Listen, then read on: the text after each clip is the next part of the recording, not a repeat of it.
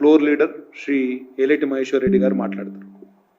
నాతో పాటు పాల్గొంటున్న వారు శ్రీ పాయల్ శంకర్ గారు, ఎమ్మెల్యే ఆదిలాబాద్.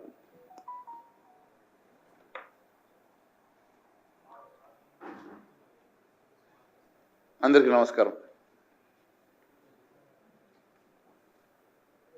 మరి కొంతకాలం నుంచి తెలంగాణ రాష్ట్ర చిహ్నం పైన వస్తున్నటువంటి కథనాలు, వార్తలు మీరు చూస్తూ ఉన్నారు.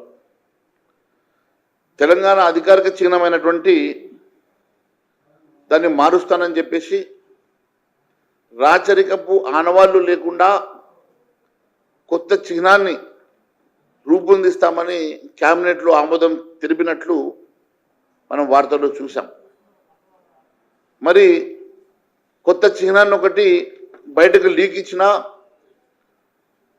దాంట్లో మళ్ళీ కొన్ని విమర్శల వల్లనో కొన్ని సూచనల వల్లనో ప్రభుత్వం పునరాలోచనలో పడ్డట్టు మళ్ళీ వార్తలు వస్తున్నాయి.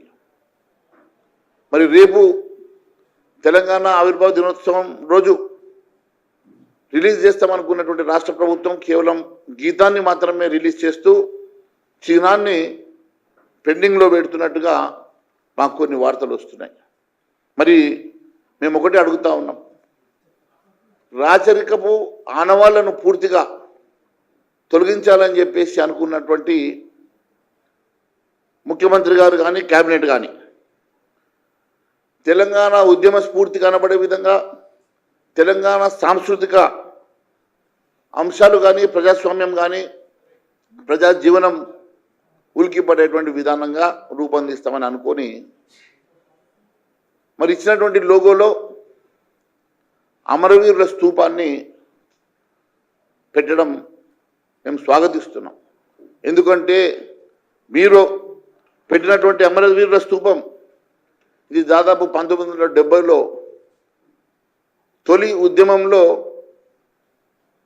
పోలీసుల కాల్పుల్లో దాదాపు 370 మంది తెలంగాణ వాదులు అమరులైనటువంటి దానికి గుర్తుగా తెలంగాణ బిడ్డలు నిర్మాణం చేసుకున్నటువంటి ఈ స్తూపం. మరి ఆ రోజు కాంగ్రెస్ ప్రభుత్వంలో 370 మంది తెలంగాణ బిడ్డలను పోలీసుల చేత పిట్టలను కాల్చినట్టు కాల్చి చంపినటువంటి కాంగ్రెస్ ప్రభుత్వం ప్రజలు మళ్ళీ గుర్తు తెచ్చే విధంగా మీరు ఈ చిహ్నాన్ని మీరు దీంట్లో పెడుతున్నారు. దానికి మాకు ఎలాంటి అభ్యంతరం లేదు. కానీ ఈరోజు మళ్ళీ మీకు వెనక్కి తగ్గి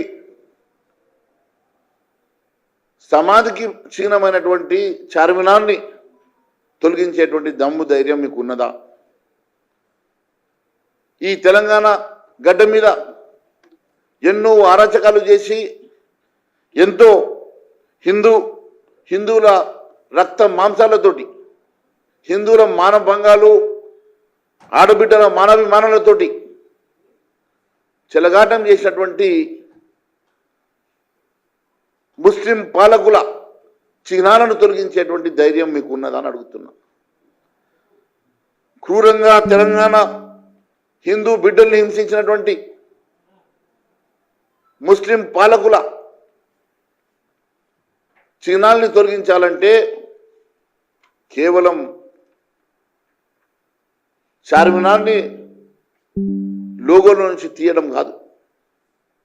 ఈ ప్రాంతంలో వారి ఆనవాళ్ళు ఇంకా చాలా ప్రాంతాల్లో ఉన్నాయి. అవన్నిటిని కూడా తీసేటువంటి అవసరం ఉన్నది. ఖచ్చితంగా భారతీయ జనతా పార్టీ అధికారంలోకి వచ్చినాక దాని మీద పూర్తిగా ఆలోచన చేస్తుందని చెప్పి మేము తెలియజేస్తా ఉన్నాం. చార్మినార్ని పూర్తిగా చిహ్నం నుంచి తొలగించాలని చెప్పేసి భారతీయ జనతా పార్టీ డిమాండ్ చేయడమే కాకుండా ఈ తెలంగాణ ప్రాంతంలో వలసవాదులైనటువంటి ఈ ప్రాంతంలో అరాచకంగా జ్వరపడ్డటువంటి ముస్లిం పాలకులు హిందూ సామ్రాజ్యాన్ని పూర్తిగా ఆక్రమించుకొని దురాక్రమణ చేసినటువంటి దురాక్రమవాదులు ఈ ప్రాంతంలో హిందువులను ఊచకోతకు వచ్చినటువంటి ఆ పాలకుల ఆనవాళ్లను కూడా మీరు మరి పూర్తిగా తీసేయాల్సినటువంటి అవసరం ఉన్నది అని చెప్పేసి భారతీయ జనతా పార్టీ మరి గుర్తు చేస్తూ ఉన్నది.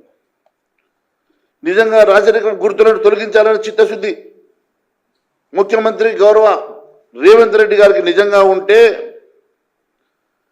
తెలంగాణ నుంచి ఎన్నో ప్రాంతాల్లో వారి గుర్తుల్ని చిహ్నాలని తొలగించాల్సినటువంటి అవసరం ఉన్నది. కానీ ఈ తెలంగాణ గడ్డ మీద హిందూ రాజు అయినటువంటి కాకతీయ తోరణం ఈ ప్రజల కోసం, తెలంగాణ బిడ్డల కోసం, ఈ తెలంగాణ తెలుగు బిడ్డల కోసం, ఈ ప్రాంతంలో హిందూగా ప్రతి హిందూకి వారి సంక్షేమం కోసం పనిచేసినటువంటి మరి హిందూ రాజు అయినటువంటి కాకతీయ సామ్రాజ్యపు తోరణమైనటువంటి ఆ తోరణాన్ని తొలగించడం నిజంగా శోచనీయమని తెలియజేస్తా ఉన్నాను. ఖచ్చితంగా చివరి హిందూ రాజు అయినటువంటి ఈ ప్రాంతానికి చివరి హిందూ రాజు అయినటువంటి కాకతీయ తోరణాన్ని ఖచ్చితంగా ఈ లోగోలో, ఈ చిహ్నంలో ఖచ్చితంగా ప్రతిబింబించేలాగా మీరు చూడాలని చెప్పేసి భారతీయ జనతా పార్టీ డిమాండ్ చేస్తూ ఉన్నది.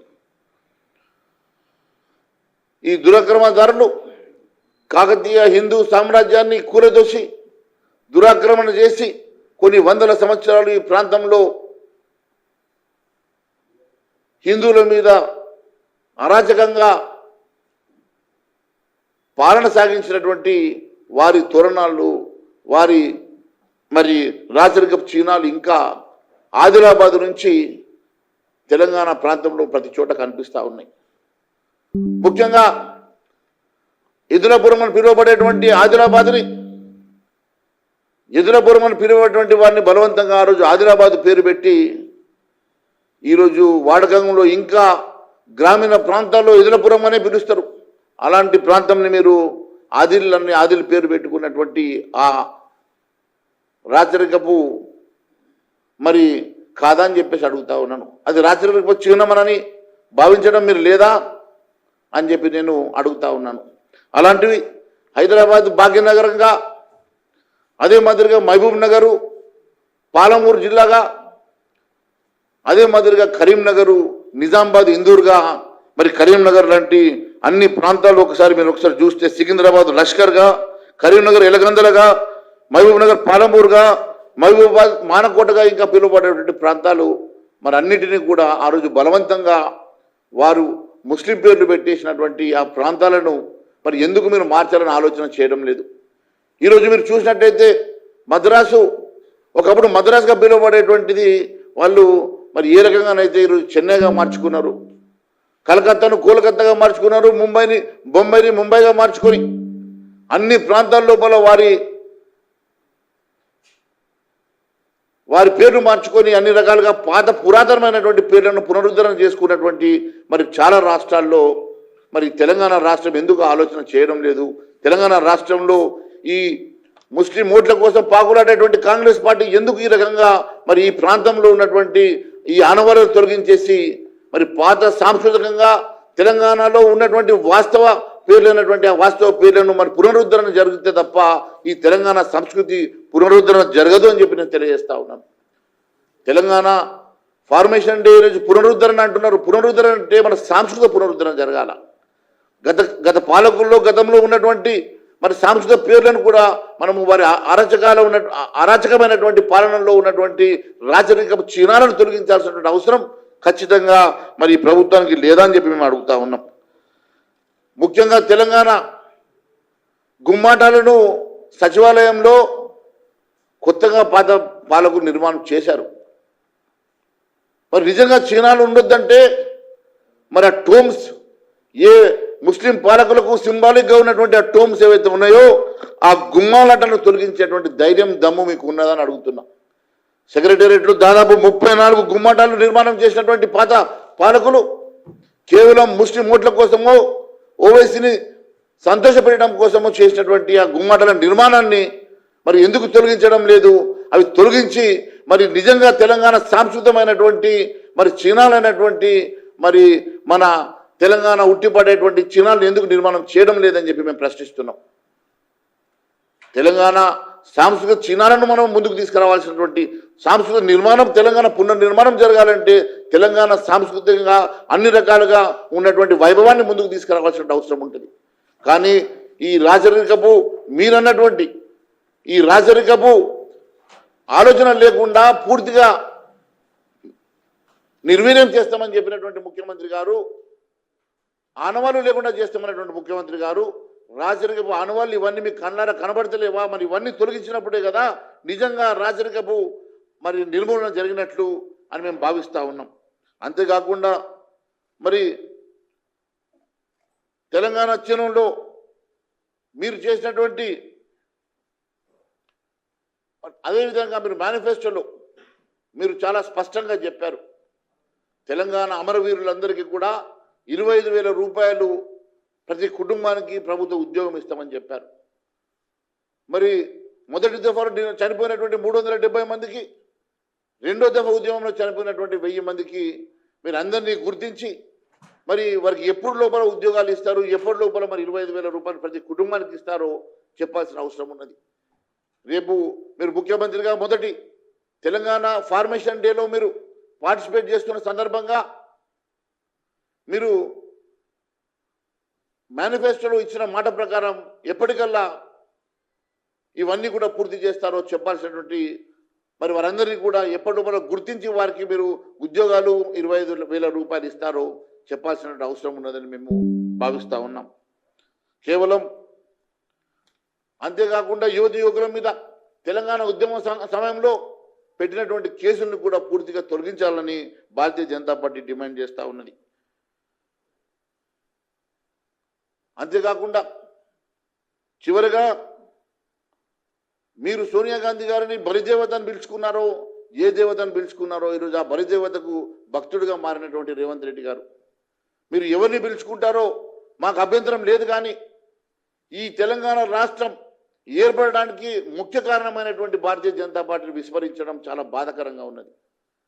ఆ రోజు తెలంగాణ రాష్ట్రంలో సుష్మా స్వరాజ్ గారి పాత్ర, తెలంగాణ రాష్ట్ర ఏర్పాటు కోసం భారతీయ జనతా పార్టీ పాత్రను మీరు విస్మరిస్తే అది చరిత్ర మిమ్మల్ని క్షమించదని చెప్పి తెలియజేస్తా ఉన్నాను.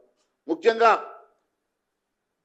అప్పర్ సభలో, రాజ్యసభలో మీకు మెజారిటీ లేకుంటే భారతీయ జనతా పార్టీ పూర్తి మద్దతుతోటి మీరు ఆ రోజు బిల్లును పాస్ చేసుకొని ఈరోజు తెలంగాణ రాష్ట్ర ఏర్పాటు జరిగితే, అలాంటి భారతీయ జనతా పార్టీ గురించి ఏ ఒక్క ముక్క కూడా చెప్పకుండా భారతీయ జనతా పార్టీని మరి నాయకులను ఎవరిని కూడా మీరు ఈ రకంగా ఇన్వైట్ చేయకుండా మీరు అవమానపరచడం అనేది మరి చరిత్ర మిమ్మల్ని క్షమించదని చెప్పి నేను తెలియజేస్తా ఉన్నాను.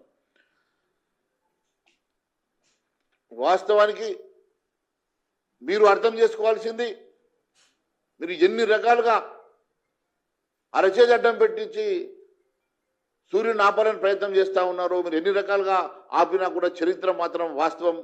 చరిత్రలో తెలంగాణ రాష్ట్ర ఏర్పాటులో భారతీయ జనతా పార్టీ లేకుండా తెలంగాణ రాష్ట్రం ఏర్పాటు అయి ఉండేది కాదు.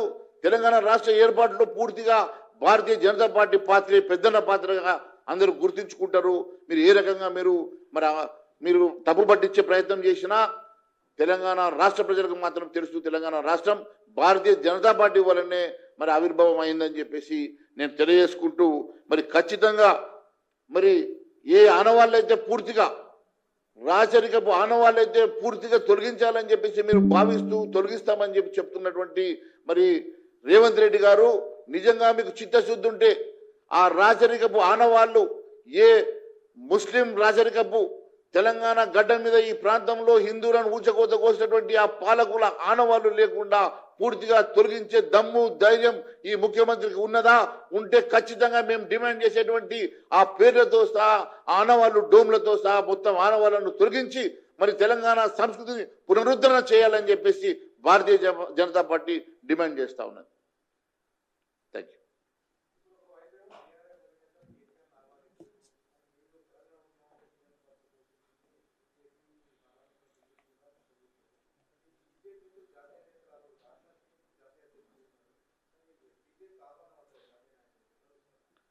అదే చెప్తా ఉన్నాను కదా, గతంలో తెలంగాణ రాష్ట్రం ఏర్పడ్డప్పుడు రేవంత్ రెడ్డి గారు బహుశా కాంగ్రెస్ పార్టీలో లేకపోవడము, వారు తెలంగాణ వ్యతిరేక ఉద్యమంలో పార్టిసిపేట్ చేసిన తెలుగుదేశం పార్టీ నాయకుడిగా ఉండి వారికి చరిత్ర సరిగ్గా తెలియనట్టున్నది.